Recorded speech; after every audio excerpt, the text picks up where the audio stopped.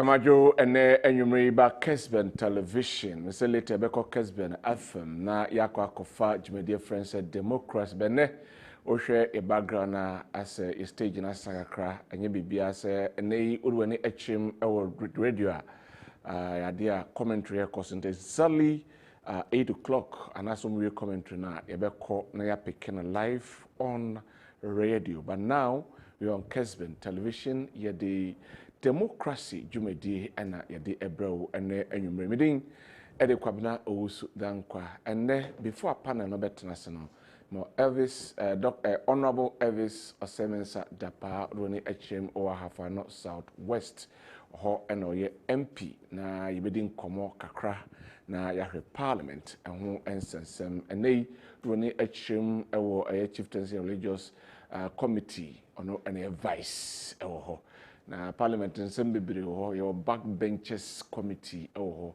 your ways and means committee ho eno de menka ho asem meko ba bia ono wo no na yedi enkomo de afa issues ahodo bebre ho ansana panel no aba abetna se ene nyame adoma ye wo empanyifo miensa ye ne ombedi dwumadie yi aside honorable Elvis Osemensa Dapa. Nyame adoma Vincent Asare bedi akoye former Parliamentary Constituency South NDC mu sanso na George Opoku Amponsa MPV Ashanti Regional Communication Team member and a Professor Smart Sapon omo ebeba na yedi dwumadie no ye ka se dwumadie nyina kwa malam yaya na ahyehya yede bro ene enyumri at appropriate time yede text line no ebetudwa na onso wo messenger odi afaso na odi abana ya kenkama issues no edoso ene anopai ibewura the economic dialogue ya ekoye no issues ahodo beye insia omo trase na mienu omo pensem nsem etodwa na ibewuram na yedi ho enkomo ene enyumre sanso na Ghana is 68 years se Ghana nipa ankokwa ahomjemu mfie nwotwe enie na Ghana kwa ahomjem no senkwa kwa ahomjem a bra Ghana abon no ko betumi ahwe ne ho ahwe ne ma emebia so ne na so yebe ho nsem ene enyumri na yedi nkomo ade afa ho osenke nyini etresa ne ma yenya na osenke boro saa eni senke duru saa anase de yenya na no ano no we're looking at all these things ene enyumri sabeja for etresa yebeka ho ensem ewo dwumade sanso de woni kiremo akonongo ne odumase empotem ho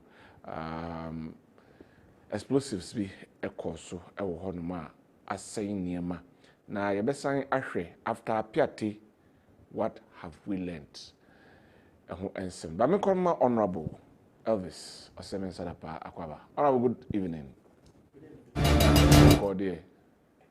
Yes nyame adome ho mpa jo microphone waso amame that's all yede nyame ase well ma yeni nkomo kakra yenko parliament first time in parliament that by me yedi nkomo they say wako anim enema to sing our parliament Omina edi kan medase na machetie for Kessben ahwefo ene atiefo nyina ena numre Michelle bibia mewie no na meboira constituency so na machia half ano south west ahofefo Ghana na your constituency no yenya new title bia e friend ahofefo yeah ebi e boboira bia so your constituent nkwande obitimi hwe anum gado say we have ano south west so o kan ni we na busa na say identity no busa say mo ho ofe so based on that machia ahofefo e wo half ano south west mensi munyina.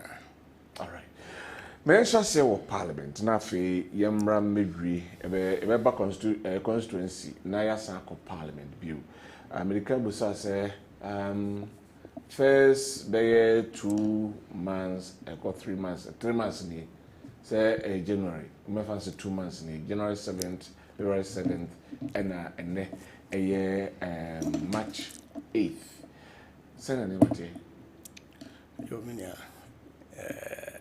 anokwasem sesi idea me metna afidikesi yesu emekase eniema ye boko na me hu ankwanko ye obi ewo mu se ye parliament ya hyedume di ase nneɛma egu so kɔ n'anim nanso nyɛ deɛ temammufoɔ hwehwɛ ɛna yɛde yɛni yɛ de ehuni so when it comes to parliamentary duties deɛ ɛno no nam ne baabi a mɛka sɛ nneɛma ɛkɔ so nneɛma ɛdeda n'akwam sɛdeɛ daadaa meka no but in general I'm saying ahotɔ ni ɔman no mu saa me fan so kon nanso wotu we ya madansini ɛna me bakra steps no so ase o metehwe esan sɛ kanea dum mo generator no nya baabia na motimi so kanea no kɔ ye in fact Ghana prempre ame no ka sɛ bɛɛ bosom mienu ɛbɛyi de ye wa hohihia mpa ɛsɛ bɛka sɛ mo na mugya no ya mugya na mo to aso because ba ye munya nye budget bia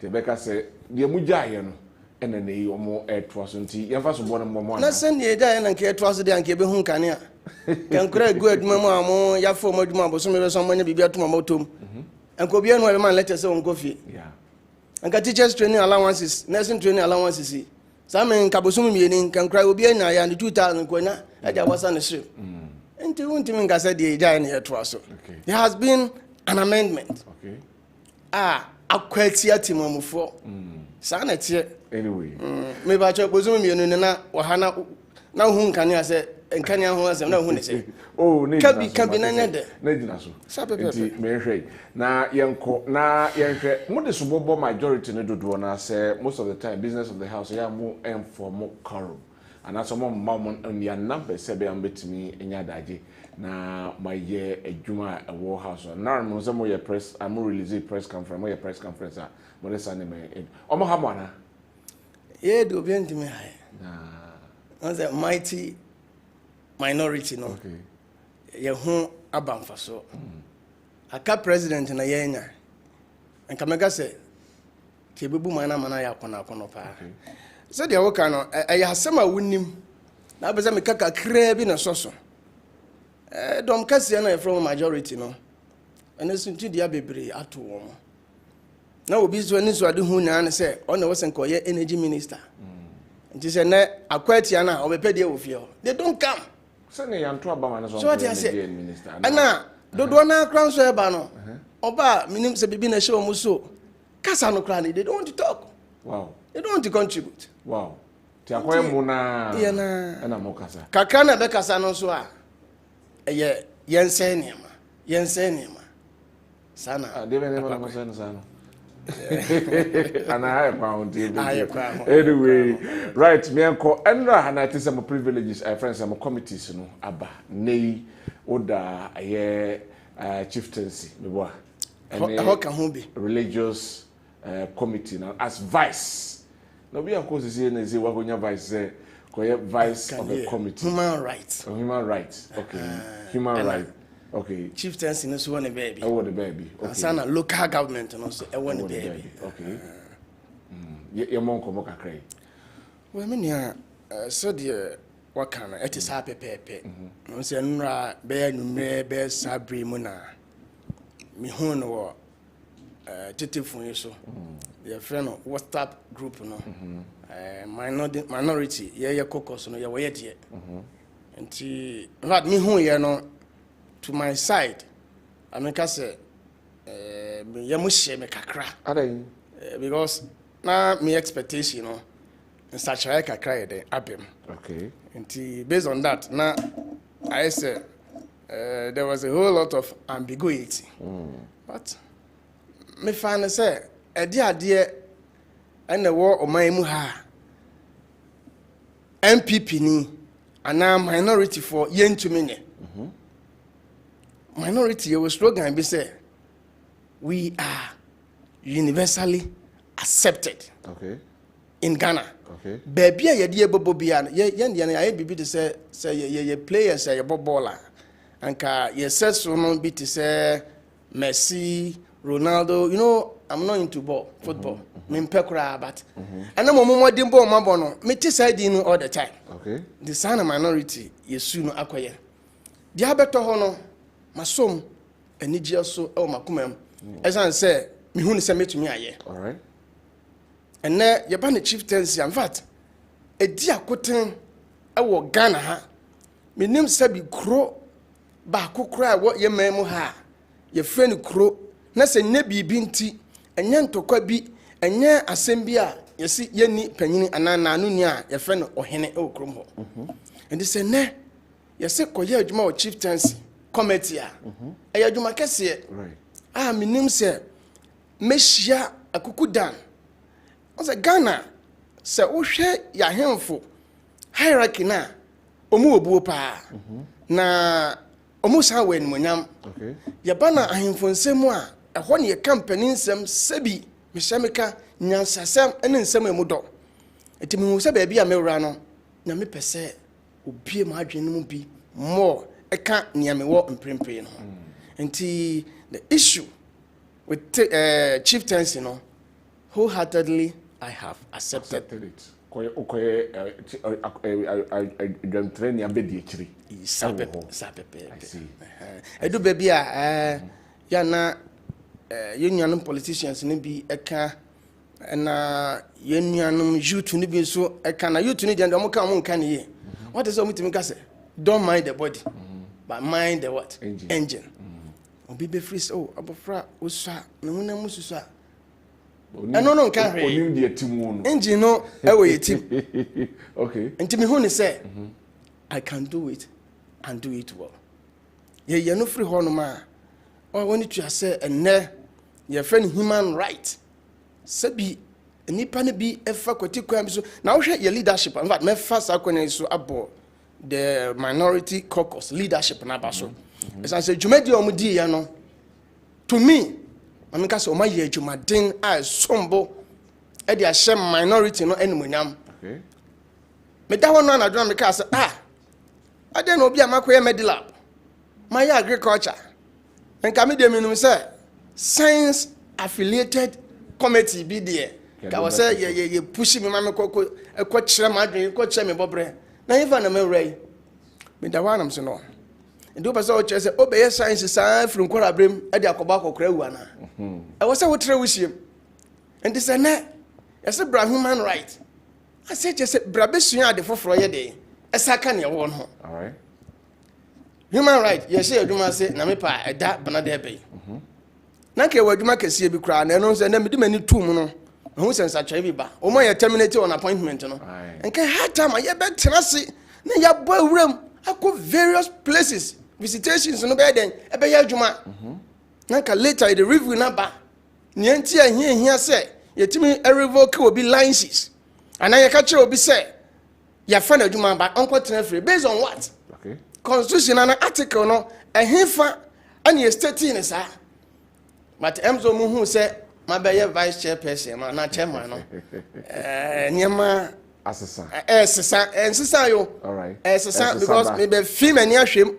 Ehun say assistant yie ana say eye camouflage bi in biology na efre aboa bi caterpillar. It has a camouflage color. Sa color no ye the man no de nwura mu ahuna be ka say aban. Umbu ni say we nipa ana say aboa bi mpo. Okay. Ntiene me de mani me ni me team. Ene me boss Honorable NS Enim and then Cochiano na otumefo.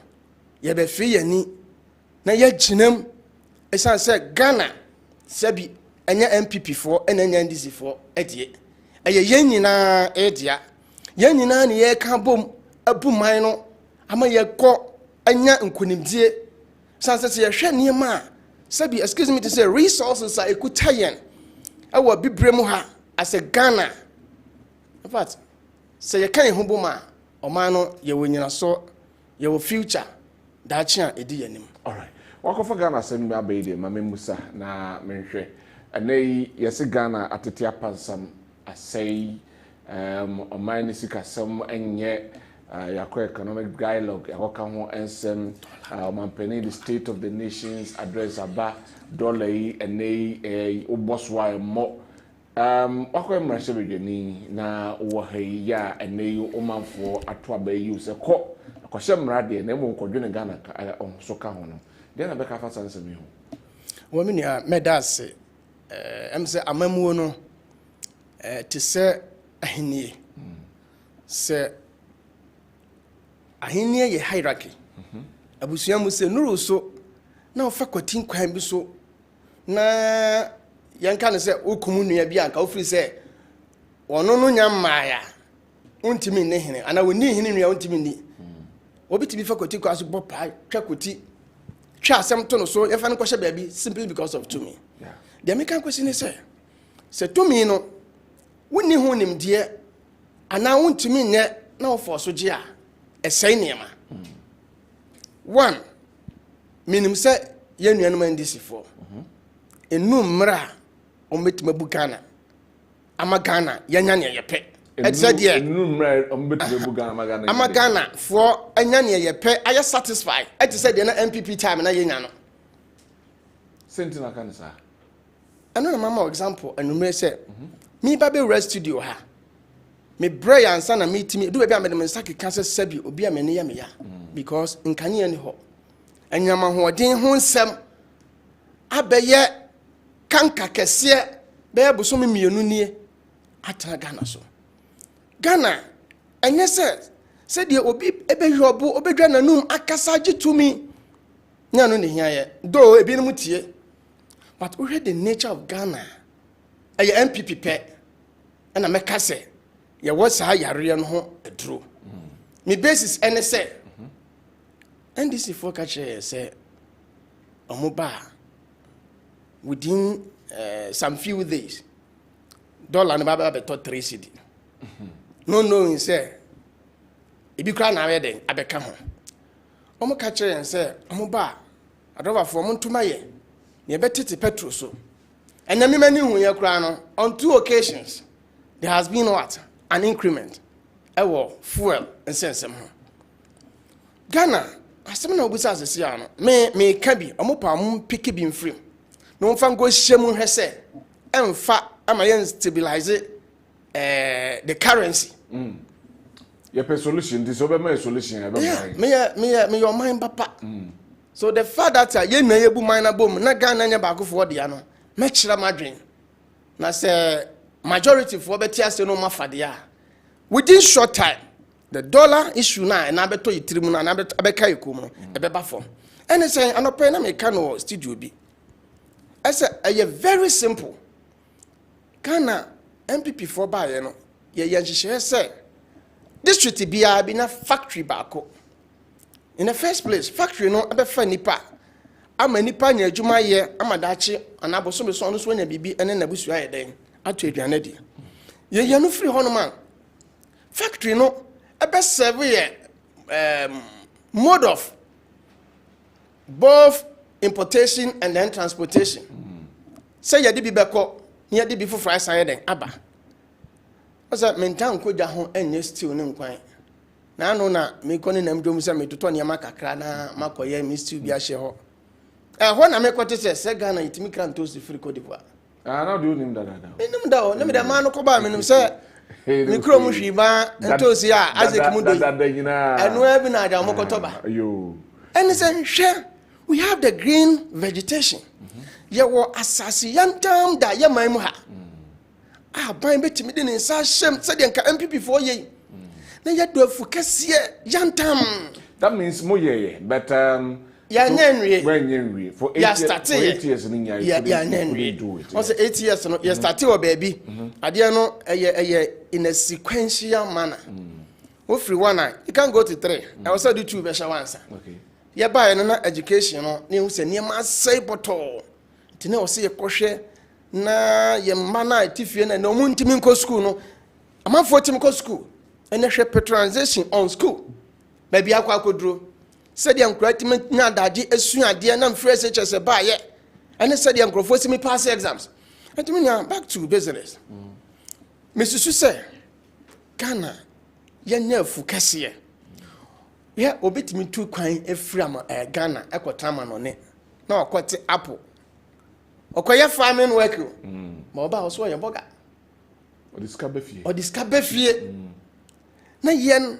yasesa sesefa dollar no ene yira na yira o ene nye enkonta bi no binti the rate at which I yasesa sika wa ha because me kai the last time I call UK me commission that day 20,000 bundle no baako Ghana cedi now they call me the share me name thinking say me kwa e bia no matimi dia to bibi sent sa I also used to pounds in some shops omutimi accept dollar no so ho Dubai the same thing happen omudra ham no omuside dollar ho enti see yes sensika wa ha ye da ko bi man so akokra ntos emo akokọ nam pottery products e dia ba ha aden na yen hwe se ye be ye saa dwumadie na bi wo ye mem ha ye be do afo ne bi factory nye ne aye ye tin tomato I serve the natives the constituents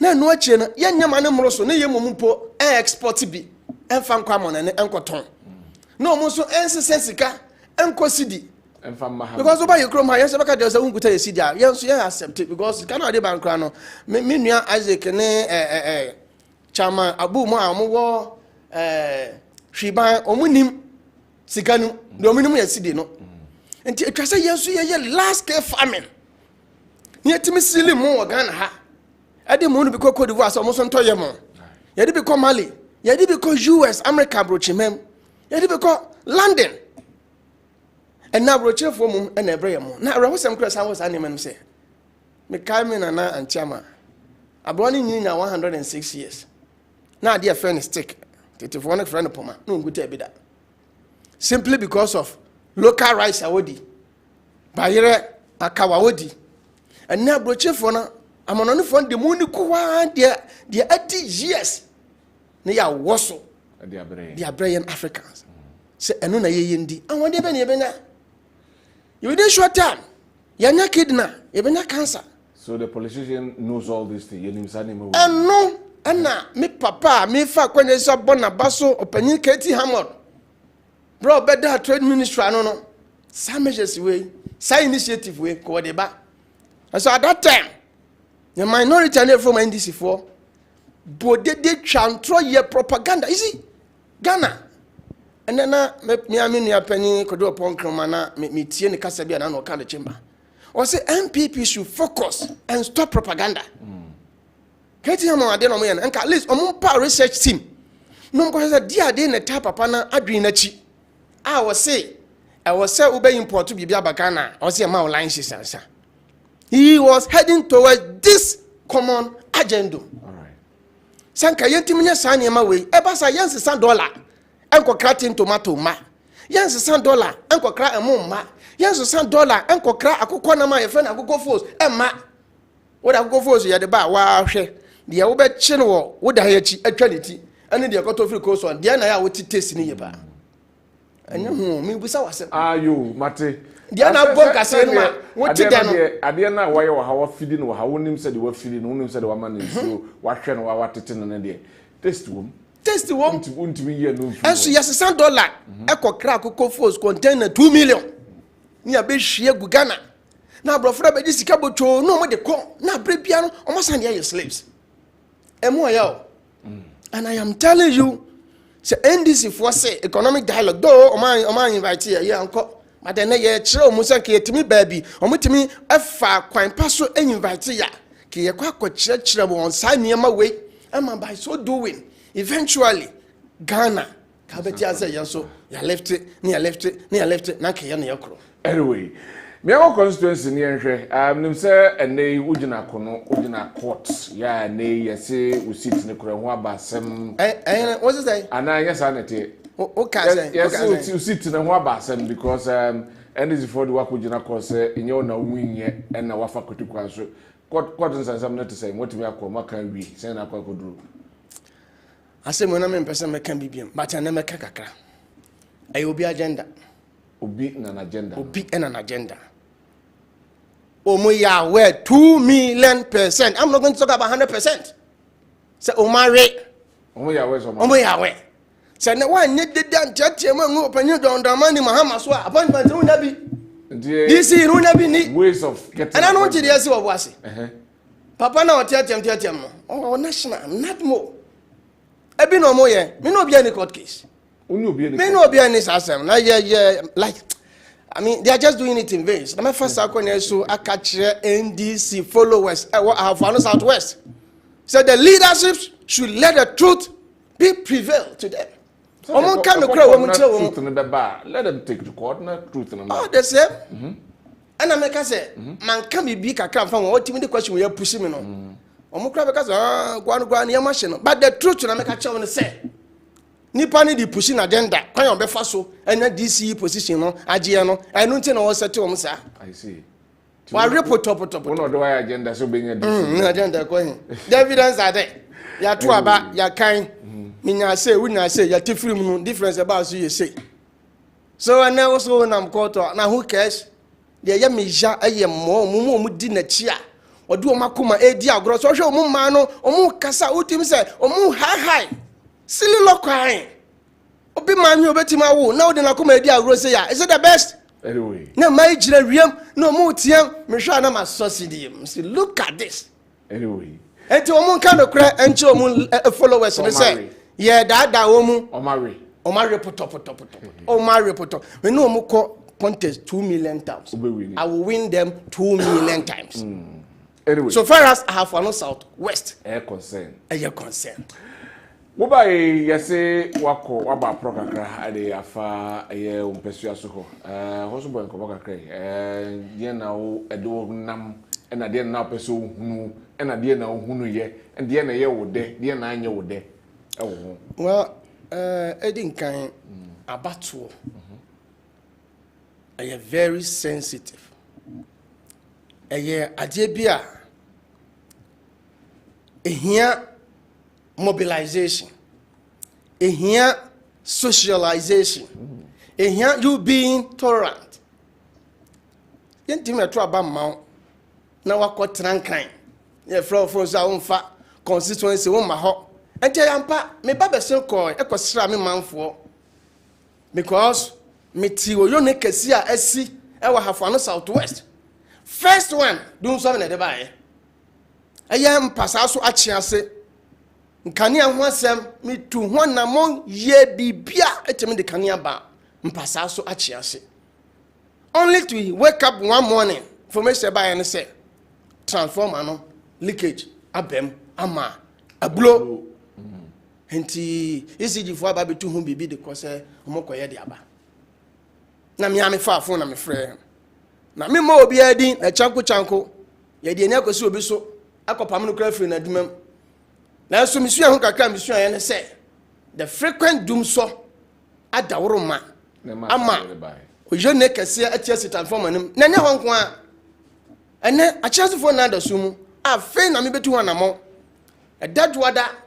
me ko the authorities wo yakọ hu kwampa ebe fa so a ebe sie transform ana amoma san no mka ne back obi o ye coastal ne na masai no ye nkwan sha free gym asai de ope kan ada de ope kan asoso nade wo na otifie wo be ku so a similar case e wo ho kronum half including me am fie area ho na ye da sumu simply because transform area ho ahon so ye ho atechema because of doom so Obama can also give way.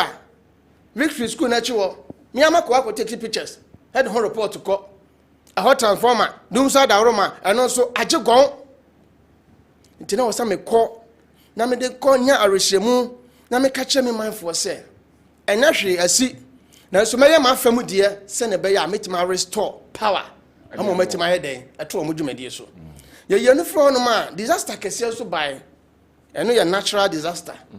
Nano nsu chenche to yem from abenchire boy ukọ mikro pomba kwa ye fro broni krom makọ spy kro no because na me ra ho pese me si fon kra no mo hu me gwa bi besu kon half chance ye wo roofing sheet na atutuko man kan so ye wo school a roofing sheet atutuko ukọ bonko aso 1 and 2 asikantia ye wo school a dan a roofing sheet atutuko bi kra bugu ye ukọ adade krom similar case both teachers quarters unit classroom unit block ni now so a chance in that too they know say me kohwe na me kwan pa e be fa so a and also make man restore immediately because na nkra no biti do ya say a omusu ade e bu okra na ya close school no they can't go to classrooms eti na wasa me no omuhia na me hye omu nkra ne say omunya abotre no ma me few days the way enya man asem na ya me restore no from your own pocket and I say Baba na dia na ba ye biem hey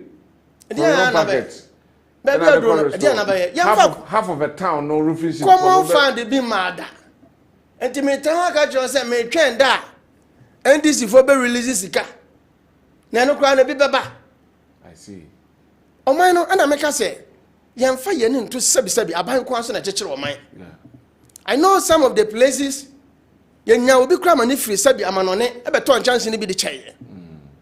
And I am ever ready to send me and Casami to me bottom. Actually, mon chance, I'm here, diable dinosaur as soon as possible. Oh, yes, could I display? Shall tell him an idea go away.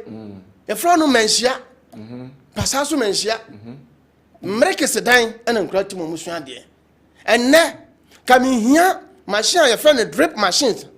Dr. Baumia da Roma, MPP Abaya da Roma, Yenania Cabako, and can pray Babusum Yanaka Dantemi, and Kametrian a gomensia. And now, much of Wakofa. Drip machines in maybe I did machines yafa. Passasu to a soko, said drip machines that Sugum Passasu as I mean, come a truck and a copy of soko, and you roll enough for so. Baby, I channel. So the car and I'm so I know do baby a yanuna and this Vocofania mana will take care of differently. So you will say, yeah, Chimaya and I yaman or sem. A true bra. Ye hian kabom ade akekere mansini na yenuan mu bi sebi ade ti agro ento busa se machine na ko fa na o se o ma me nto adwumadi no so no and this for near so kwa na anabi ni ache ase anabi ni manhia no mo so atoji wo ma anyway honorable Elvis Osemensa Dapa ena yeninu edin ko enche meja no na wako but galam say because of mo Konsu property. I know about Konsu community mining. Nti minim so bet ma policy here. Okay, galam say that mean to me no nka. Menka galam say. Menka galam say there. Papa no ka say there. En prempra me no ka say there. Say yenu anu man this for there. Nka galam say ni ho. Enyo mo nka galam say. Omo bamba no so ma we ne. To ma we ne dia obi afa no machine bewuram na gboro. Omo ka chobi aso. Omo dia wuram na no machine si omo kokochi ba RCC. And na no pay ya. 44 machines. Omo na so say wuram. Omo sign ko. Obi asako. And I from my report man am say me regional minister. Me security coordinator so. By him so but you say MP.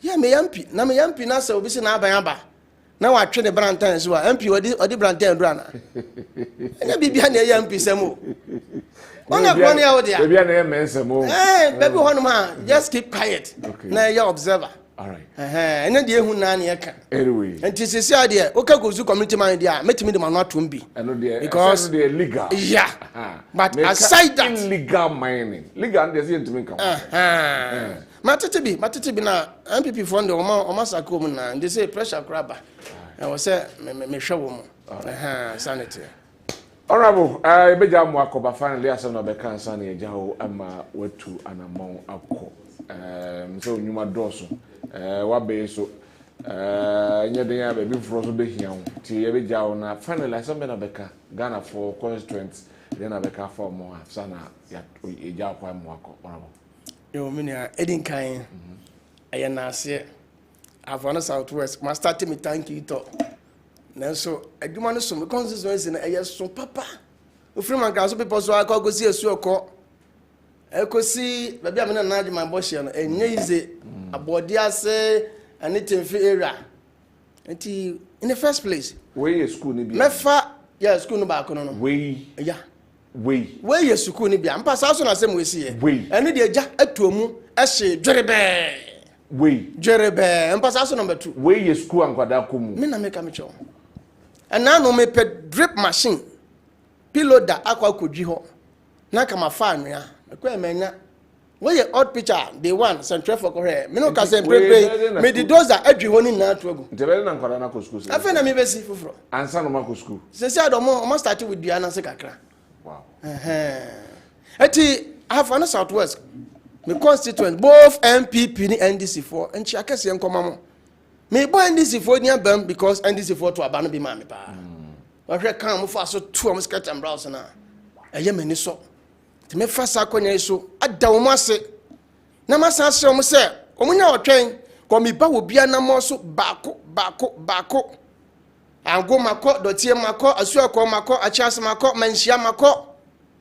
Adiamra mako. Weekend bia so me try me best me ba constituency aba be show mo. Enti me das ya ko say me call the last cottage. So they should be expecting more from my end. All right. Etoso bio omunya hotoso. Opposition there me opposition MP. Na so me boy duma chen. Ni on na ese na aban mpo na aba. Me boy duma chen sankrofo no. Me boy duma madache Kessben for we the opposition MP. Elvis was say men sanda pansa no duma e betwa obi mpo ase. Umpa wa ban ete no. One time na sample ntuduma we bi. I challenge them. All right. Omunya me mugidie. No mukoso a.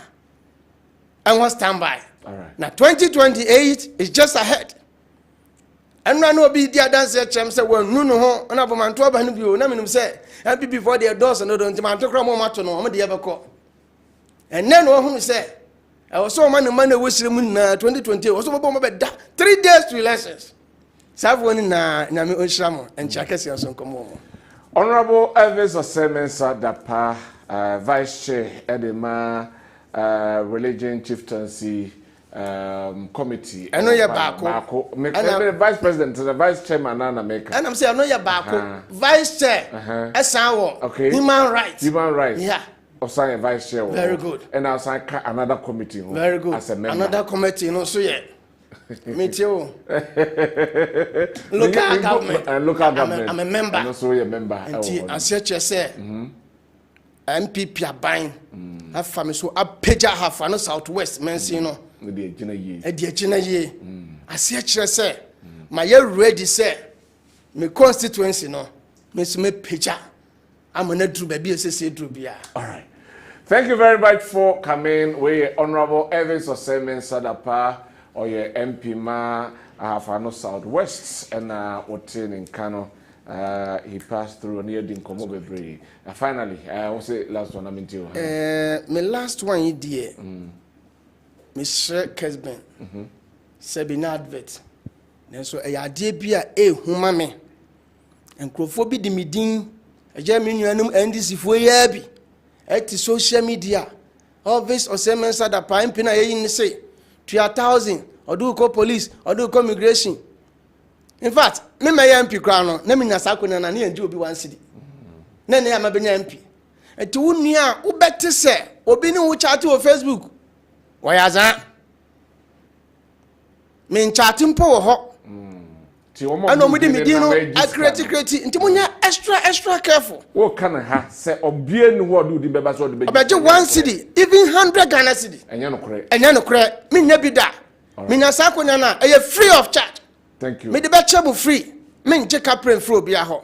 The Ghana phone na mo ntie na mo hye no so ma me. Me mfa soldier, me mfa police, me mfa migration, me mfa fire service, customs. Security services no ba ko kura no ho no ma me nya kwanya me je kapre. All right. Me de che na me hye obi bia. Let us see we Elvis Honorable Elvis Osemensa Dapa and Otin in Kano. Yentwe ho sima kakra na fa be jafo ne trase. Yeno and Nemanu Esuko na Yemra. Yankofa aye yemra Abujanapo on Dumso na fe yentwaso ewo hanum.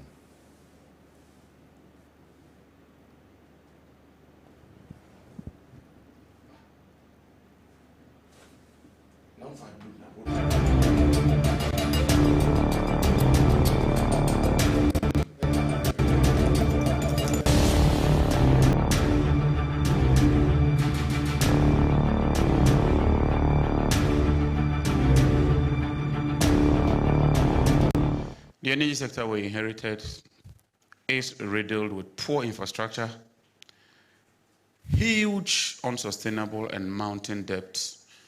At the last reconciliation before cabinet, the energy sector debt stands at over 80 billion cedis. ECG's receivable stands at only 8 billion. And so if ECG were to collect all their receivables, we'll still have a shortfall of more than 70 billion. But what is more worrying is that the debt keeps ballooning and increasing. The infrastructure, very, very poor. And what we used to call excess capacity now appears dwindled, and we have to start preparing to increase the capacity in order to meet the demand requirement. We require about $700 million worth of liquid fuel in order to fill the fuel deficit, because our gas today is inadequate to meet our fuel requirements. Consequently, Cabinet has approved a raft of measures aimed at tackling the situation in the medium, long, and even in the short term. Cabinet has approved that in partnership and in conjunction with the Finance Ministry, we take immediate steps to construct a second gas processing plant. This gas processing plant would augment the shortfall and increase supply security. Today, let me put on record that we are not shedding load. And so the demand by the minority and some people that we publish a load shedding timetable is mute.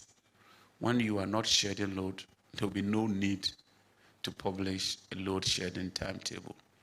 In fact, as we speak, we are exporting about 300 megawatts of power outside Ghana to Burkina Faso, to Benin, and to other neighboring countries.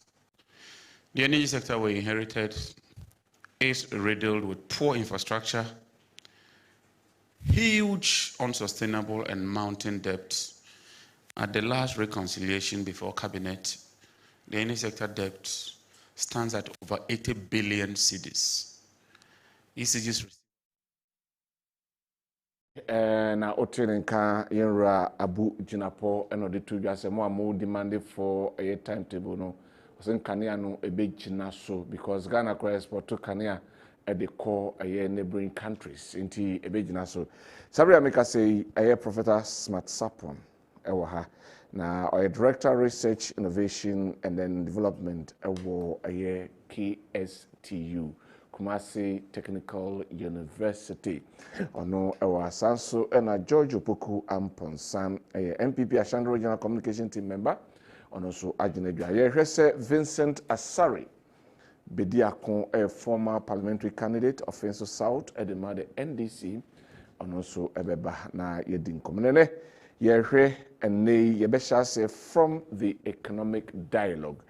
Enyema omo edi tutu akwam na omo edi guho na yehwe ho ensem ewo ha ena ne yebehase edi efrinsem no edoso bebri ena omo edi egu akwam na ohwe abe nyema be yensia ena ene omo edi gu akwam so restoring macroeconomic stability, that is one.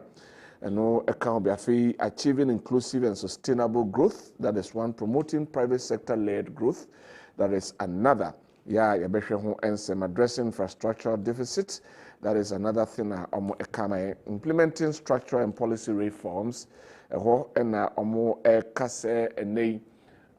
reforms ahodo ebeba nka wadwuma ye no results ebeba no yahweso na nke de twa oka eno ensem ewo ha. Strengthen governance and accountability, EPM and so a Jumedi and Cinema being seen and I'm paying for you at the Ebaye. But as Ghana, as usual, writing and speaking, excellent. Implementing, anyway, Prof. Yeah. Good evening. Now, more there. Prof. Macho so Michael, remember that. Say yeah. Good. Yeah, then you right. George. Good evening. Good evening. Never called there. Yes, yeah, then you pass and Mobile cancer. Yes, say from the economic dialogue. Na yes, the Indian Como. Even from Prof. Mama say from na.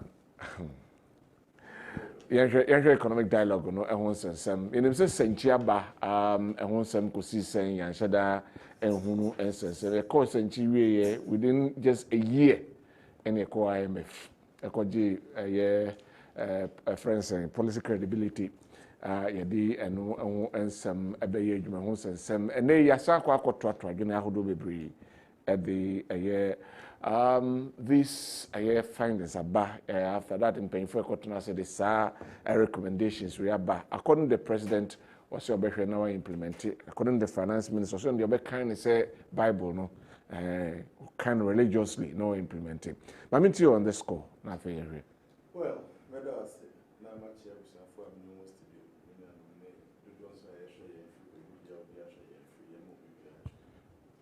the economic dialogue, no. Economic dialogue, no. Yeah, and see, economic dialogue, send you in na can share a buying, and this a buying a company on the money Mahama, the manifesto, in fact, not the one why. Besides, a crime ban or befaswa or transform the economy. One of the answers in the manifesto included say oba stakeholder consultation because economic dialogue into you need him say oba obeye. In fact, there can 100 social contract activities are not so obeye until na ye share nim and it's a state of the nation address and also science e can also say obeye say jumedie. And near man sia or the scene in so obeye restore microeconomic stability and regain confidence in the economy. And no, you can see a baako. Sani ebeya, your macroeconomic, main kind of crese Ghana ha. Ye sika semne economy sani enye economy. Enye stable da. Enyina se wato ujina baby atense we dey debate dey ho to so da. Stability chese ajina fapimbia for a certain period of time and now for a long and in a standard definition, okay, a cyclical period. Cyclical period means minimum for every 10 years. And that's what the emphasis 5 years. It depends on the economy. US near the advanced countries, so muka cyclical is more reduced than year.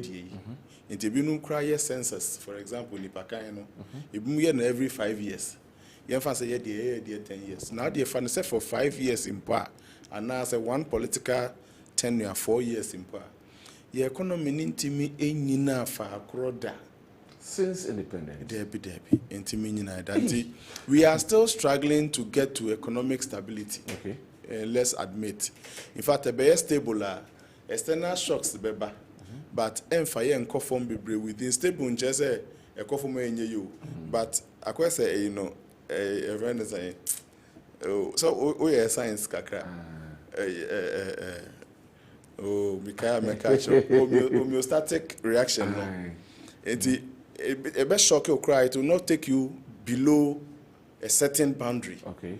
And external shock means you be paid out near Marcos, so if an interest certain, but you intimate achieve within some limits. Yes.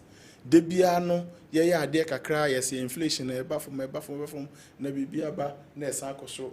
Check the inflation graph. Until we need macroeconomic stability.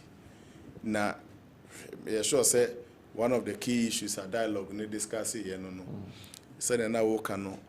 One thing in commonu makakudi. And in niemo mature gun krata aso. And another thing trying to implement what is in the ADI. And that. Implementation yet demand we as Ghanaians at the end of the money yet demand because government comes, government go. Yeah, promises a whole campaign a whole ye but what makes it so difficult for us? Say yentimi masadi ni yejuma. Minia, your free be indiscipline. Okay. Indiscipline, yet doing the wrong thing alone. Okay. But not having the courage to do the right thing, so you're indisciplined. Don't having the courage to do the right thing. And so you're indisciplined. Okay. In fact, one angle of indiscipline, I mean, say doing the right thing at the wrong time. And you're indisciplined, first class. Okay. So it's indiscipline. And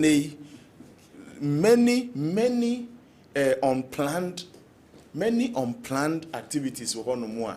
Who say politics in na abano ejijigum unplanned. Could I say na say half for kase ya osu when ye mukra no ochina nkwa me de mo ka ho could do hana half forecast so makache finance minister so on fan kan could do hana we oh so we see the problem as and when they come, as and when they find come, solution as and when they come. Absolutely. Okay. A lot of unplanned activities, budget overruns. And the be brave, and the American yes or Hong Kong. MC Yako baby and our regional minister Yako baby. Now I could PS Mbiso. Anya careful budget and planning your own so I heard they will find some way somehow to do it. Maybe we are seeing no. And I am a forbar saying the first qualification criteria now more free manga now. And they say and change contracts are awarding also saying they're properly planned contracts. Into yensi ehono anokwan. Into some of these things are the reasons in here. Emma usually ana ni ebetregu nkrata so kama ni nyina no yentimenye. The second thing they say, you see, we are not reinventing the wheels. Ghana eba ya che enye Into your templates bi hono mu a ye nwie na ba ya sesa. Na by chrono so afa what other two baby not in the template aba not that two not in the template aba maybe we are saying uncompleted picture say enti enkroma template are no use no enkroma ba ye no or ye na just obeko industrialization enti no be here energy or pursue akosombo dam no be here the various kuayo man raw materials e wo Ghana fana nyina no na so te ase enti or the development model be by ya na senia yenyina enim economic growth no yes economy be nyina according to Nkrumah's definition now it must lead to development, economic development by way of industrialization. Enti the economy of Pusiga and I said the economy of Bonsa, the economy of Aha, the economy of Aha, and how I know economy. The template exists. And now baby the debris of Nkrumah's company that intended to do a beer meat factory be intended to do a beer ties ceramics one thing anka ebema simple ni yesuan school this model that Nkrumah was practicing ebema ni yesuan school now very visible on the grounds the relationship between economic growth and economic development when we sit and we say the economy grew by then hardly do you relate that one to the development of your area economy. Economy on paper they grew, but in reality area me sure say before be show mo areas but anya hwe kra no ye fa ne mako ne ade nanka Ghana together nanka ye nyina ya grow. Unfortunately no the templates that existed Kwame Nkrumah no so ye Ghana ni say bia sabi endema no Ghana ansen and rama. So the template of General Kutu Echampo ya na yempese yebeso so cool so but obia at the time ye bibia na chere say the men of old had a certain template they were following and then the National Development Planning Committee commission na authority then how are we picking the old templates and trying to finish them up before starting new ones?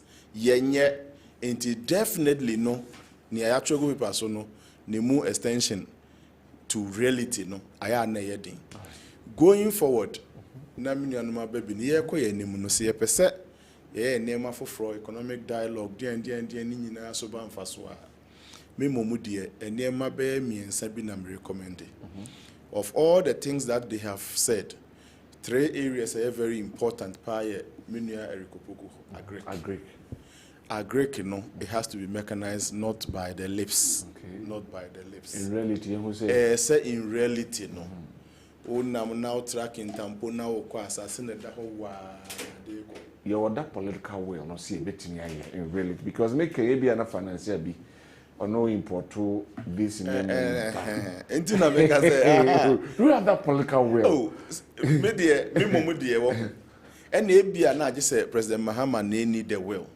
But if President Mahama is committed, who a Greek minister, who the importer, or they say, "Munina mo show man penny na say." To me no, they are show man penny in them. Enti ya nasa political will ni nyina na nam dem hwe pani no. Se pani no nya ate ase a importation ya kan no grow.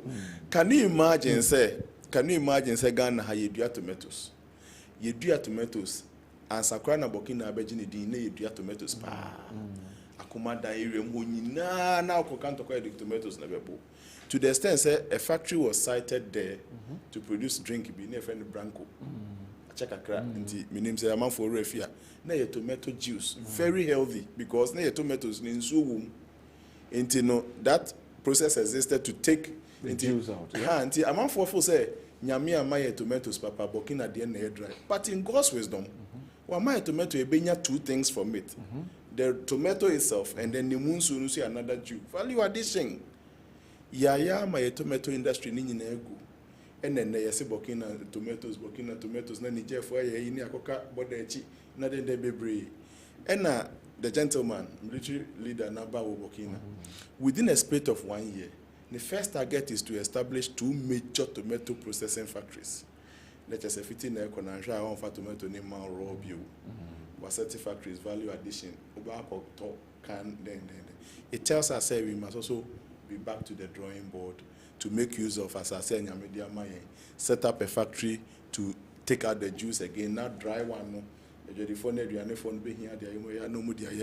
Second angle, I made them recommend agriculture.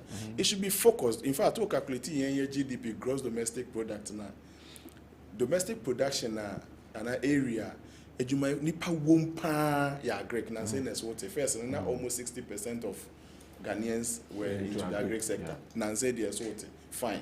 Mining sector, BGB servicing,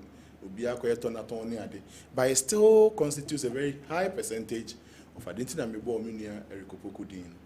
The second area, minerals and extraction sector. Okay. Now, say minerals and phenom, gold board. May name whether it's going to make cocoa board. Similar design fashion, yes.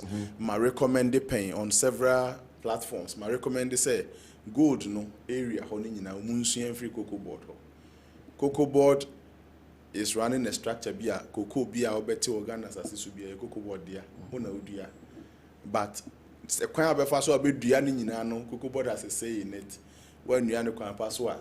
Say quite a fast or better dry any day in on the cocoa board or inspectors or muko around co check is adding in.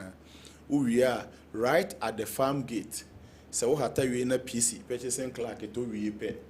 And your dear view, you're the seal one on cocoa board, CMC 4 befa. Then, Nina, sa template in the high betting me free. Problem I hate cocoa board no. Even before we set up gold board, that's our problem no gold mudada. Number one, smuggling. Intermediate, yes, the gold board can take the template of cocoa board. But before even they say a jack no, near chia almost see a year munya started you cry smuggling. Me kai last 2 years as 3 years near say Ghana cocoa nyina ekwa abonten ye say. And so now abonten for no report say the corner munya times to go to the class last year. I think it happened like that. Yeah. Dubai as a for. It's hard Dubai for them so much free. I say you to free. You to free more say so people say and those everyone. No it's a smuggling cost. The gold board no answer cry no be operating my recommendation they say omunhwe yes omuntimi block all the smuggling at once. But loopholes be a man for fast with the smuggling. They can start from there. All right. Now for you who have to trace into agric, especially mechanization, and number 2 extractive and mineral sector no. And number 3, the human factor. The human factor non so sabio and for honey will be a yensu yansa science by mental slavery you been at the tone your problem over there. Yeah, just serious. Obi chechere no be sane abankro no hey the energy with which I be a omampani e dey feel so dey be here the next 4 years senior get to the next mind and it is entirely different. Yeah, nya appointment CEO then obi anya CEO person come make impact obi so until when that mind conflict itself any basic chain. Senke share that cover people with negative mind. You see, negative will generate some positive. Yeah. But that positive ni negative no. Our system ni more. We tend to suffer from the top to the down. Me no why you na so ye ka ho. The phone and say for me WhatsApp platforms are no partner mu determine. And they emphasize na into so. It's 50 cities. Now you create artificial shortage. You call house oni bi. I na ba kwa ba mi obi. Obeto the be say na fe hopeful nyina bie na we are not we have a problem. You have a problem pa say nipa. Minim Ghana for Africa for anyway. Never wait to my more one agric sector. Yes. 2 extractive and mineral sector. And number 1 yes. Human nanga ye timi ye ni nyina ye na sa argument we I've been consistent on that. Emra mine mu ye dim rebi. Na sanitizer keke face mask keke man for DJ over 500 and then ade. Do you get it? It tells us say we are not ye hu ye ho mobo ye nwino man ho kwan bebre so. Enti ya sa babio a fresh page has been opened.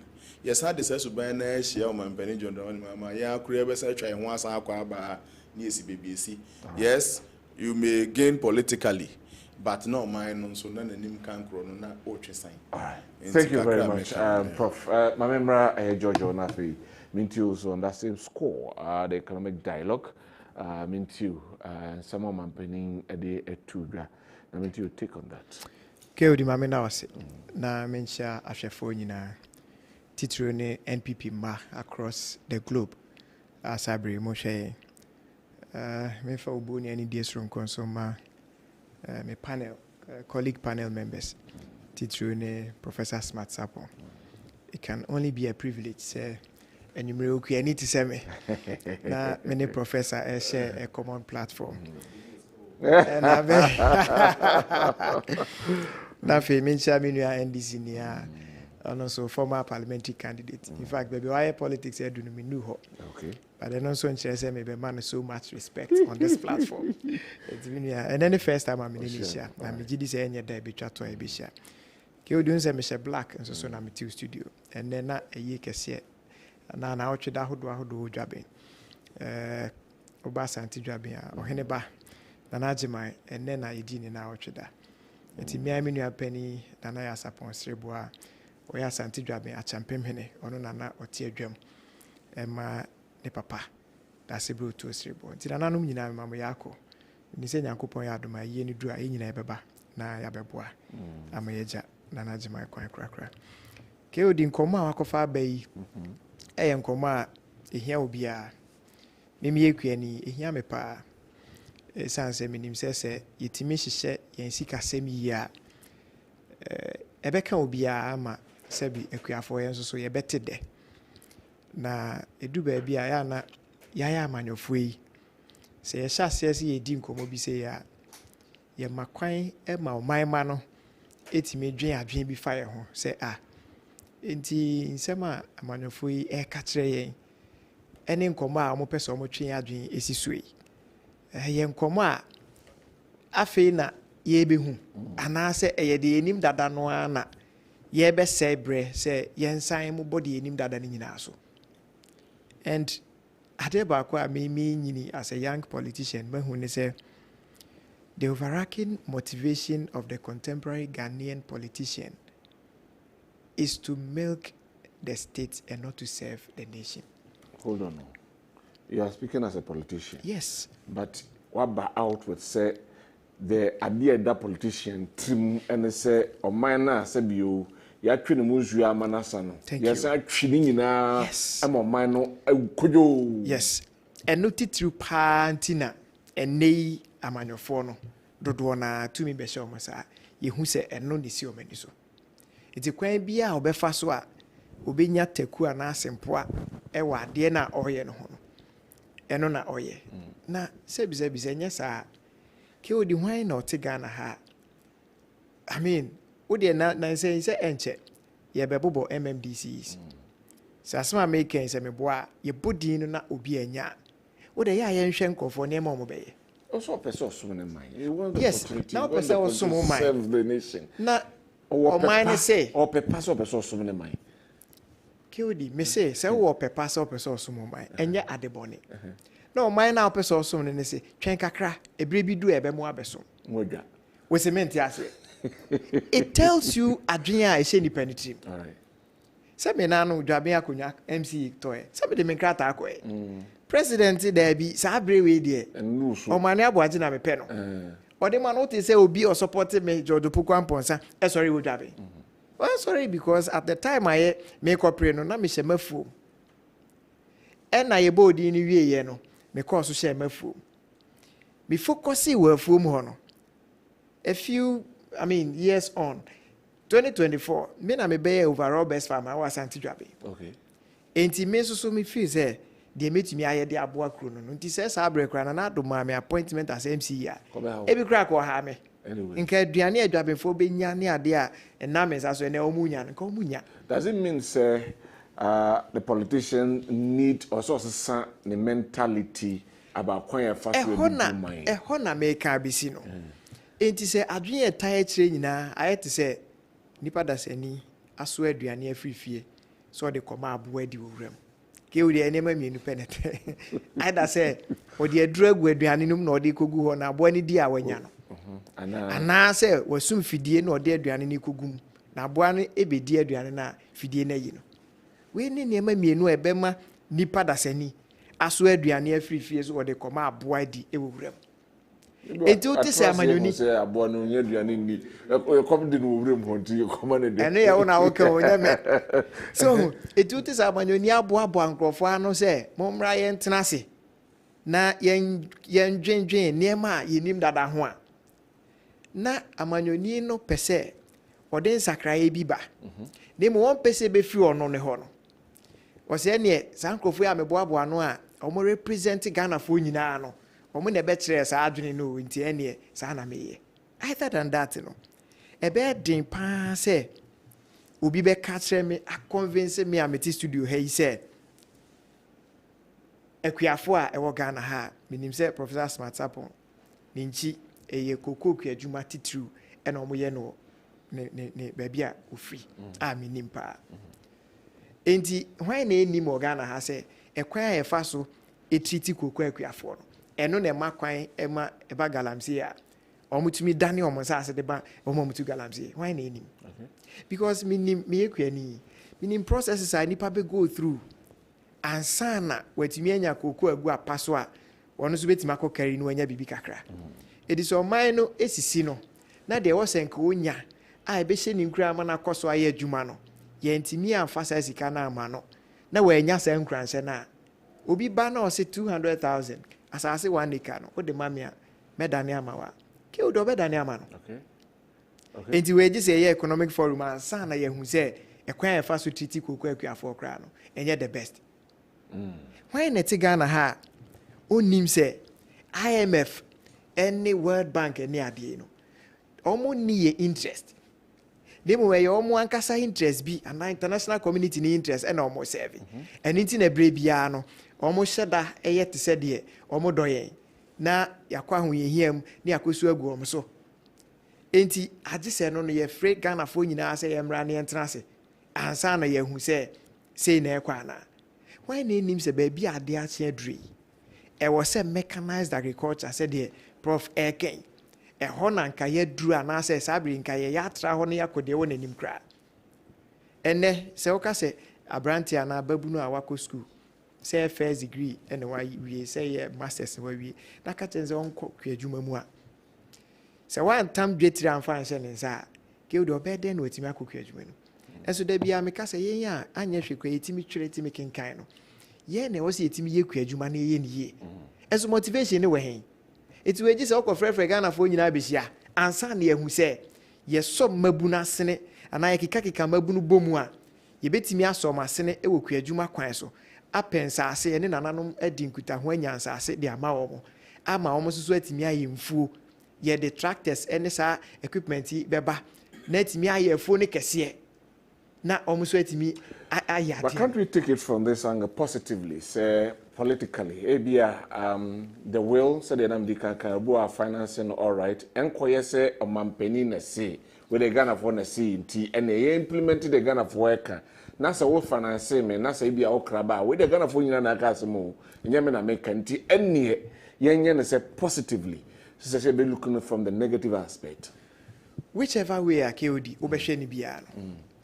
Me de me da so agina ho say o man Ghana ye wo ho sisi ano.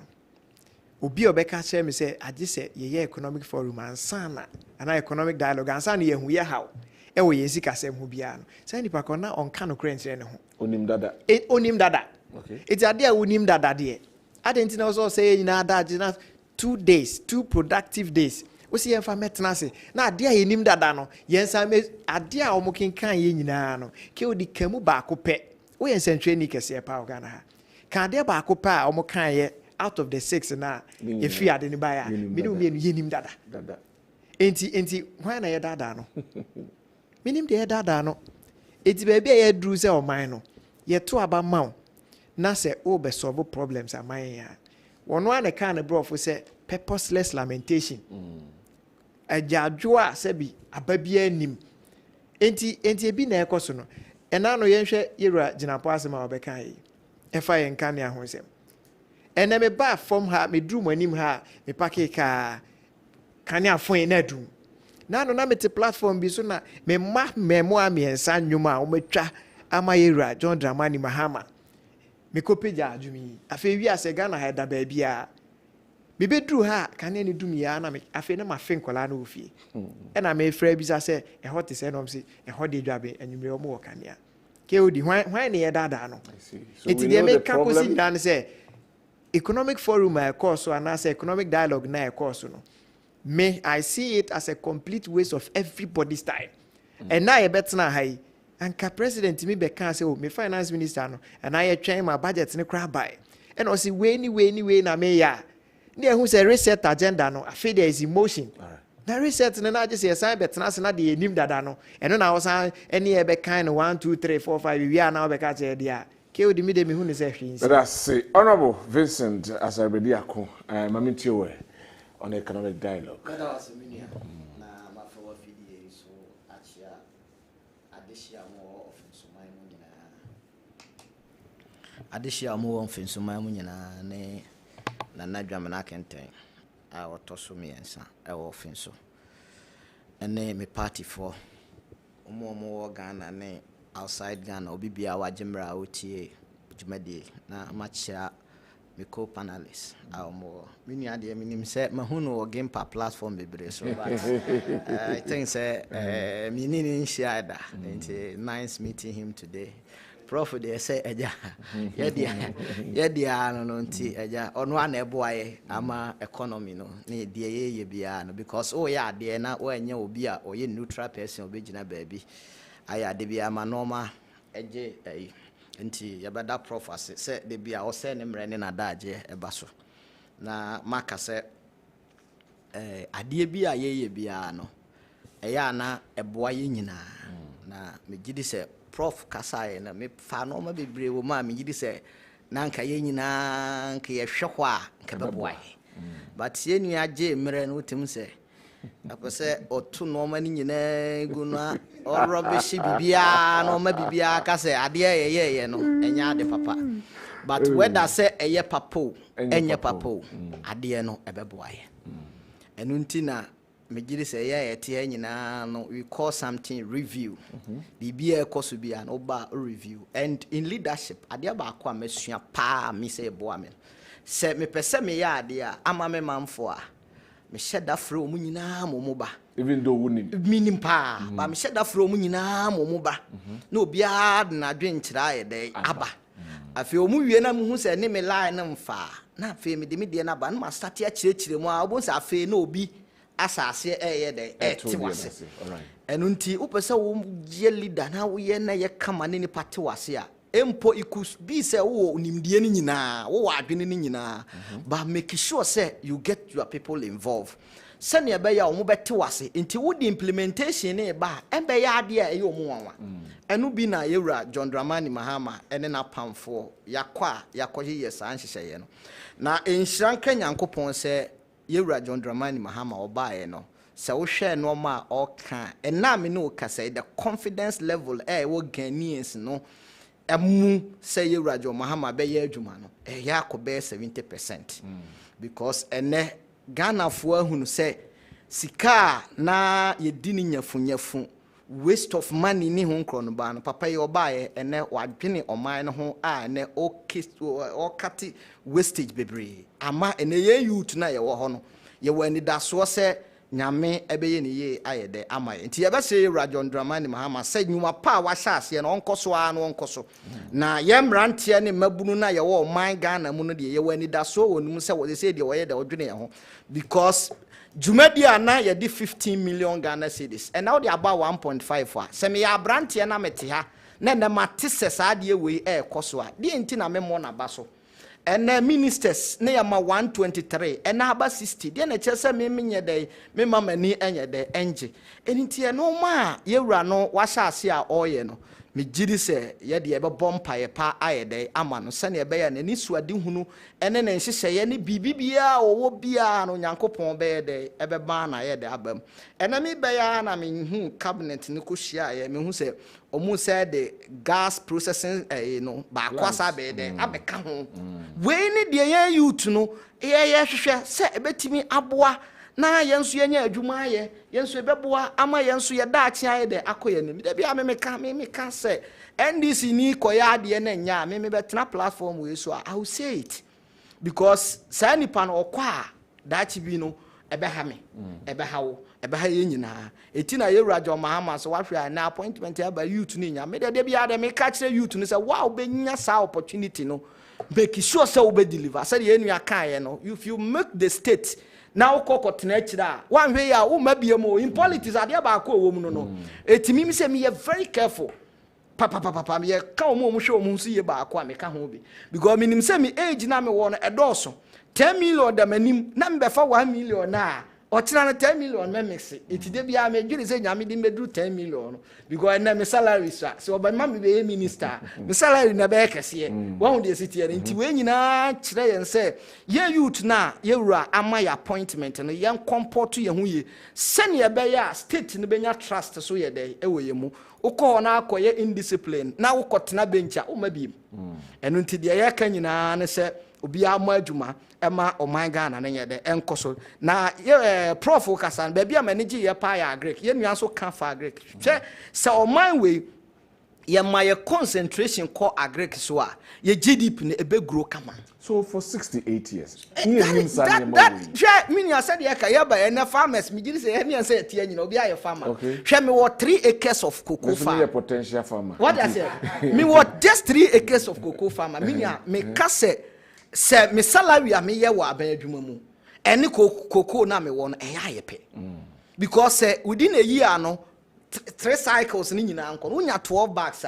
ba ko bia ye say 3000 salary wo kwa aban adwuma mo say na unya eti e kire ye say yetimi ye ade ni ya unemployment yesu bebrebe ni ye bete so enti why this long yatna siache do we need economic dialogue and some who say we needed to do these things and before the one friend saying one village one dam by planning for food for job food and jobs by a friend saying when they say champomo at the operation one at the by feed yourself also saying at the by JJ Rollins at the near by everybody is talking about agriculture but still me said yeah prof can they say what's ye minister sir ye minister for attitudinal change mind change because ministry for attitudinal change because you see how say ye nya sa minister na anka ho because say the kan agric ni more de ene obi obaka kire say wo ye kuadwuma wo mobo no onim ne wo ka me wa komanda tomato ene ebitimi ko to 3000 4000 ene mako bag almost 1000 no you see enye dwuma fon enu ti baby ya duru no I think say e wo se yenya nipa ayenya nkrofo a mimi ni youth ni hia me advice bi say wo koma ebeboa but in all no enye ne nyina na ebe fa but national dialogue ne de eboa ema reviews bi o wa e wo se wo ye because you see aboso ba ema de Japan enu ti de more na ye no the more na ye koso no na ma ya dwene no atimi ayede akoso ye etimi giri se dwumadie na omukodi ye no in all no ebeboa ama state no ana economy no ayede akonanim because na ba economy no ye ko idie se ye toaso ye no ma saa de a me giri se prof beka se oman no ebekoye kakra because inflation eba and confidence level investors ne omunie and asase ye de eba and bibia policy rates ni do say ni nyina no improve ni nyina kire ye say yesesa yesu ene ye ban ne adwene a bigiri se de ye pese ye achieve no ye betimi aye da achieve because there be ameka se there be oman na dru sese no say ye ntimi enya gidie wo aban we ya asa bai John Dramani Mahama mu dia youth no I don't think so umbenya hope be all right enti ye besre yewura John Dramani Mahama ne mpanyimfo mo kotena ase for national dialogue ne se ade papa bi ewom bia no omo implement said ye prof kan no agriculture beboa ye your friend say and you see all this ebeboa ye maya dwene ko ho a within some few besesan ya brabo because and the youth no bebre na ekoye adwuma 4 million 5 million udnya koko na udua 1 acre. I think that the state should also come in because youth acquisition of land is now expensive. And land acquisition, you move your and 3 acres and now 5 acres. Offense when you for cry about 10,000 Hong Kong by youth no nya. See, this is state no so and so ya sne. I was sad and no so ya sna. Me this a youth no. You be kwako ye jumana ama ede ensese pa aboa ama. Thank you very much. Maminka messages kakana for you move on to Ghana at 68. Na okay, Prof. Mamijo. Udim madwene mudi enka agrek no. Anka nya fi ne ye be rolling on any new person. Bi nya say sika banti. There are people who they have still demonstrated interest in agrek. Ebinum kra wini district overall best farmer. Ye were national best farmers. Fourth Republic in Fourth Republic ne design 30 something years. 33 years. And on Kwana ye were 32 national best farmers. Uko district bia obinya 32 district best farmers. Uko just as a region bia. Let's bring these people together. They have demonstrated, say, and the mechanization of our great economic dialogue, then, first set of stakeholders, are calling these people together. Moejumano at the saying, Akosi saying, and yet there be an increase in yield, a product of expansion of land. You get it? And expansion of land. And bring it about increasing knowledge and then whatever. And also come home. Yes. Do you get it? And I am thinking, say, yenti minya gana nyina mumda kronintino. Yen fanning kakran kakra. And I wish Senka the president would take these 3 areas. Would they agree? A very a very complex conversation including agribusiness and infidia a man for basic move for man as this processing near my near you near day do they agree and then the minerals and extraction. I'm interested in that area because senya yeah no a bear to it is Samansha nyame good or dima yen so I think say any coho. Not the gold board takes full control. Like me who say near can enough with the third one, the human attitude near. We can have time to expand this conversation. But I think that the first set of people who in the midst of you might demonstrate so much for halfway. Who does enough? Almost scatter across every district. Yeah. District be able to 32 different answer now for various sectors now. Poultry, cocoa, fish farming, then how beautiful it will be, said the first workshop of these people. All right. Thank you very much. Meka mes bat ma me fa kakra so honum kakra na on say president that kan say NA National Service for nkodo mbewura military mu. I also advocate say on fa be bring kwa agric sector.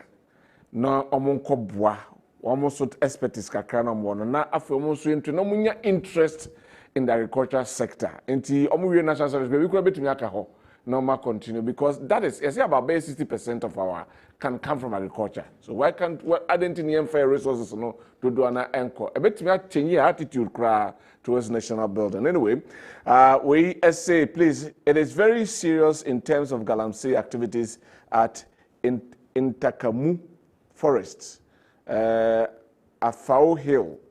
We, the residents, don't know what to do on such issues, so please help us. Okay, please, for a reason, don't give out my number. The place is inside Bibiani and Hyanso Bekwai. Please, the painful thing behind is the government and the World Bank has spent some billions of dollars for afforestation project in that area, but people don't care of such good thing. We are concerned citizen, and or do we are bringing and we say, well, let me take this one. He said, from Phobia Obuasi to Tuka, the NDC was voted to solve problems and not to shift blames. Ghanaians have regretted voting for the NDC because within a few months, they are revoking appointments of teachers.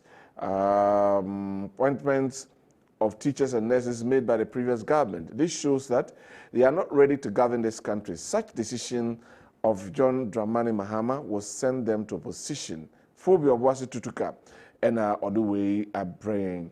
We essay a friend Solomon Jagri from Kunsu Ahafwano and also Edibi Abrain Enyumrei Southwest. I say good evening, Kodi. Our majority is so weak. They have to be up and doing. They should focus on the tax we have given them. Please tell our NDC National Executive that they shouldn't forget about the 3 constituencies of our North, Southwest, Obuasi East, and of our North election petitions. These constitutions contributed to the victory of our party, and it seems we are disappointed about the way the court is handling the cases and the involvement of our executives during the campaign. They were here always. Now they are nowhere to be found. Ono Edia Ode Abrene Enyumrei. In the immediate past governments, okay, the Galamseyers ran away from the security or allegedly offer money, but building the Ghana we all want now, the Galamseyers capture 9 forest reserves and are with confiscated weapons and becoming difficult to get closer to them. And even more forests are to be captured, as it is alleged they donated 300 pickups in support of the government, okay, during the campaign time. Abbas Amogobo of Fenso say, President Mahama has said it over and over again that the Ghanaians know he is much better and can fix Akufo-Addo messes. That's why they voted massively and unprecedentedly for him. And she shall fix it. Yes, he's on course fixing the economy. He only needs our full support. Okay. We will give him all the necessary support. Good evening, Kyori. I think there is something fundamentally wrong in our educational system and has affected our economy for far too long. We are trained to chew and pour. No innovation, and we always follow what the white man tells us to do. How can we develop economically? The only solution to our problem is to teach our children to be innovative, and we are not prepared to do it at the moment. As I told you in the morning, the politicians of late are wicked. They want to be served rather than serving. Until we stop nepotism, tribalism, and self-centeredness, we will continue to suffer as a nation. Greetings to Professor Smasapon, the giant statistician, Abraham Ewaguna, and Oduwe Abraham. We say good evening, Mr. Host. What the MPP man is saying is true. The NDC people are deceiving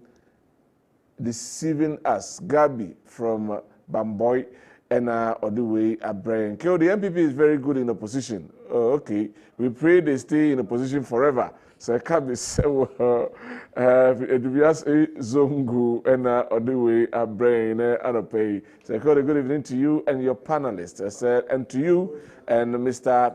Bosti Kobi Amankwa, former headmaster of Freedom Primary School, but I'm modern home to Mudahini, Nana Boaje, and I can see the CDD and the CSOs just want to waste taxpayers' money on unnecessary show and forums. The president wants to keep more money for himself. That is why he's doing everything around himself.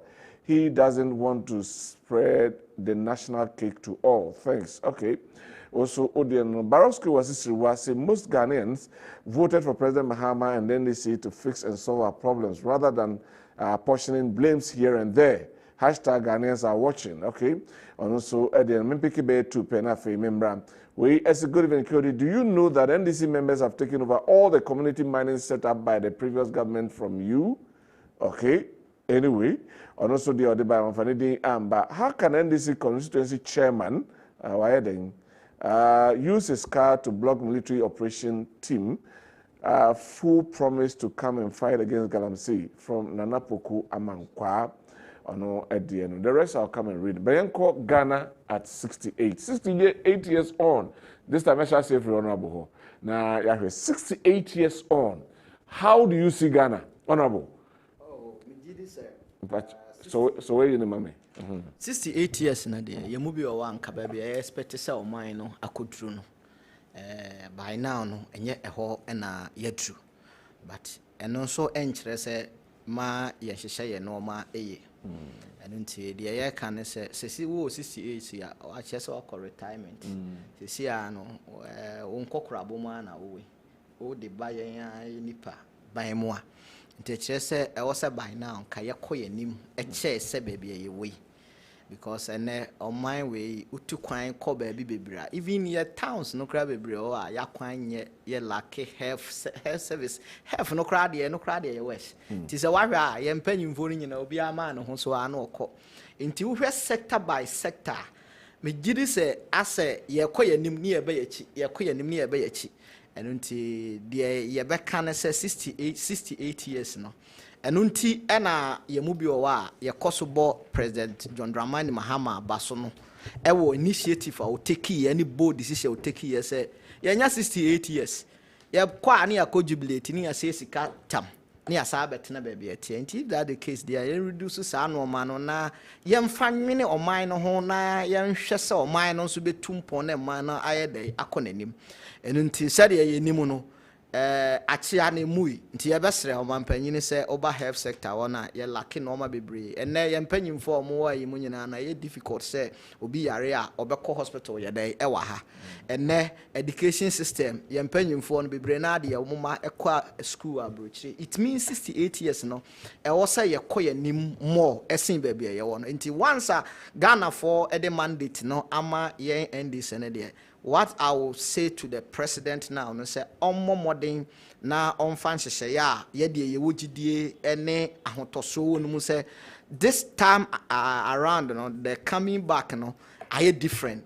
Ne say ni kasa ni posture ni bibia asasa because me hwe John Dramani Mahama this time around and there ye mubi owa for now say na me will love 60% and there could be 80% at the amount because and there ocean ne ya obon asrewa or shano ho and our ni buo because you can't say when you're 68 years now kwa ye kenke party no akoye we meanwhile and normal bebre o wa e wo se by na nka yetumi ayede akoye nim enunti media de minim no 68 years we no ye John Dramani Mahama ema ye ne moderate sede asre wa hwe ne ho na wanwene ni bo no sa na o ma ye nti ye besrensa o ma ne nkoso nto aso difference na eka nka afi bia ye 6 match ye boss aka no onfa nkoye monumental project bi na Ghana fo hunu say sa difference of about 13 or 15 million Ghana cedis no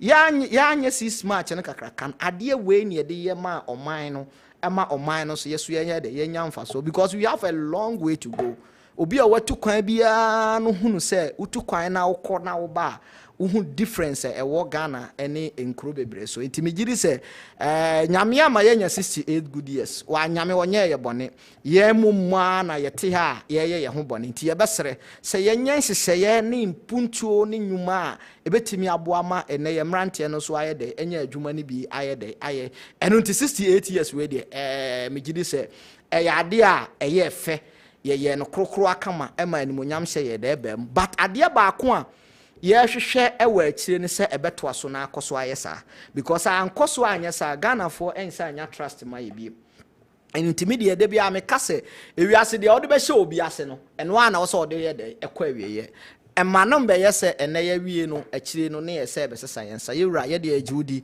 nti kosoa na etu sa na mo no na yemwa ema ye health sector enyina ye education sector. I think the reviews will koso ene constitutional review committee kosko all the various places no be ye na dwuma sani ebe ya ye betimi a left Ghana na Ghana be ya me nua agina me no mienu so ya na sometimes ya na obi a osusu se o man no emo no so o man ne boy bi be kan entimi de meka kire ye nuanom kramofo a ye bɔ mpae ne se ye akiriwia ne se o mumfo o mpae bɔ nta akire me girisa Christopher nso ye lent ye wo lent mu ye nso ye mfa mpae bɔ nta ye wura John Dramani Maham this time around ne de sa John Suboye ni we second coming we oba no ni bibia ye ntobu ase so wa steady a utimi se bibia ada na kwa so ye mu bi ho a etora bi kra na ye party man e bi pray say nko onya nam se no obi a wanya experience pene de o twika o ntwi ni bububu se de onye o ntwi ka ne bi da wo a untwi bi da no nza wo tua ka twi fufura bo nze wo mia so now pese wo communicate ni nyina ba wo twika na kwa akire na unya experience na wo nze wo kwa udu ba bia na watobo me nu bi na yewura John Dramani Mahama obu ewo 68 anniversary nti ye basre se NDC for ne Ghana fo nya ye ho abotre. By the time I be ready, nyame ya aduma be ready budget na wie no. Car no be de ebetu. Ana aeroplane ni betu. Ama de yesu ya hwehwe no. What does it? It car ebetu na etu nso a megiri se e de ahoto. Thank you very much. George, my member 5 minutes na ye bre no. KOD penifo se usum kontompo fidi a wi kasabre. 68 kakra ga na edi hweminua honorable de akwa no ho sa. Na unim KOD. Me so ma me 2 minutes kwa be so dem pese me ye.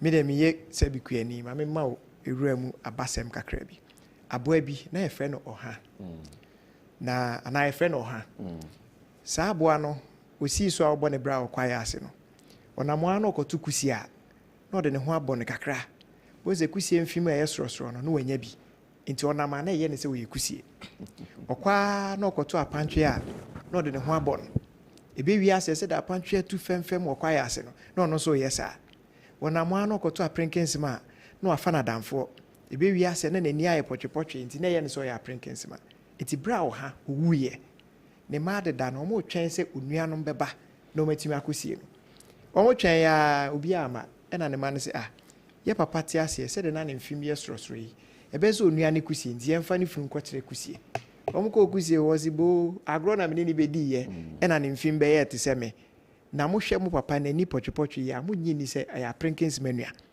e hwa na mo ma so de kwa aprenkens ma ho o mo kwa aprenkens ma se ni di agro e na nani mani wo konya abie enti hwe se de no papa na ma na otutu femfami be se apantwe enua no o mde ne ko e te se ke odi o mo de ne nante kwaya asesa afi na ade na ese enti me papa ja ko ni mo na ka se we kire mo se aboa o han wi na se ne mind mi anya na brimpon ya ne firi ayonkogro ayonkogro nso so enyini ye bete se no nti na ama abo akoto wanya tiri de yewura Mahama eye nyina no se Ghana for was da bia omo fama mi amiti studio hai because in 2 years ago ena me ye write up me ye petition ankasa e de koma His Excellency Nana Dankwa Akufo-Addo say ye independence na ye dia ye so asebi nipadom nyina akogu baabi faako na ye di at the national level ye wia na ya sign edi bi at the regional level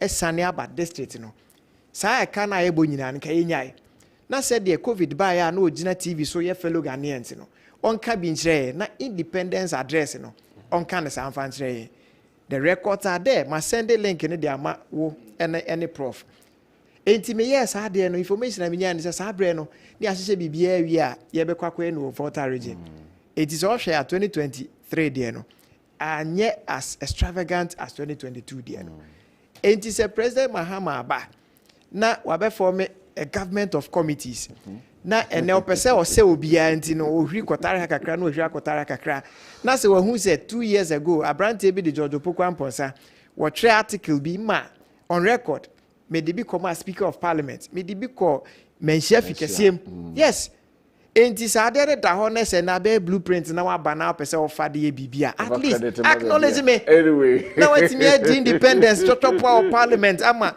and a good way kakra wonti and this if only bo set say the ade awaye no e bi si da me so me na brain child e me dia enti mon ko kan His Excellency John Dramani Mahama on farm acknowledgement emre me nyesa thank you very much yes you have the final word. Yes, sure. America 68 years as a republic.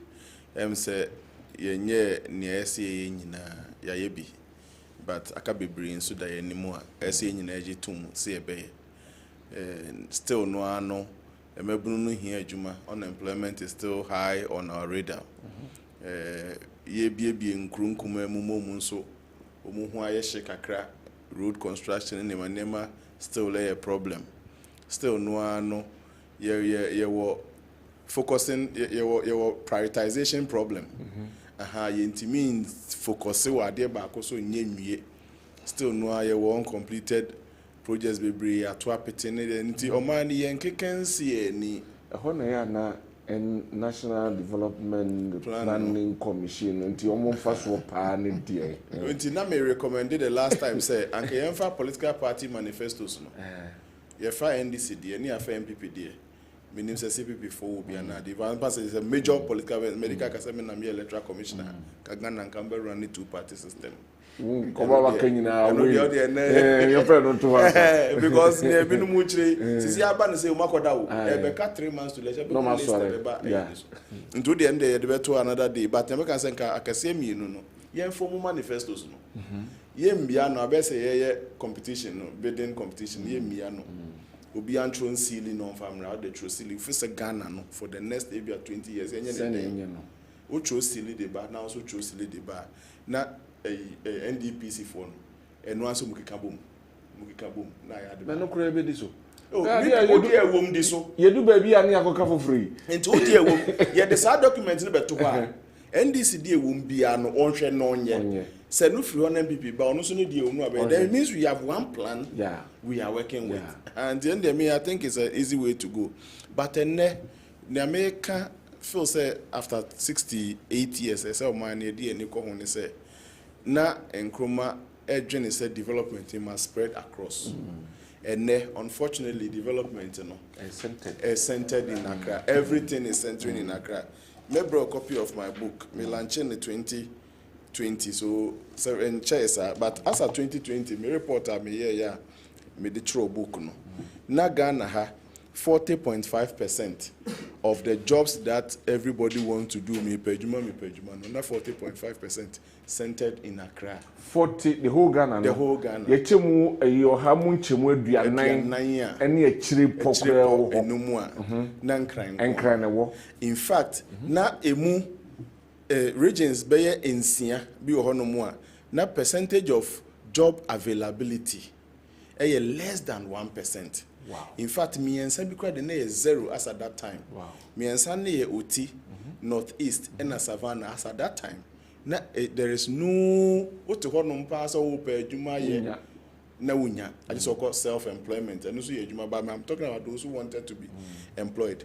Then jump from 40.5, 5% in a Ashanti region. Wow. Now you say Ghana the second largest city. Now heard the disparity between the two.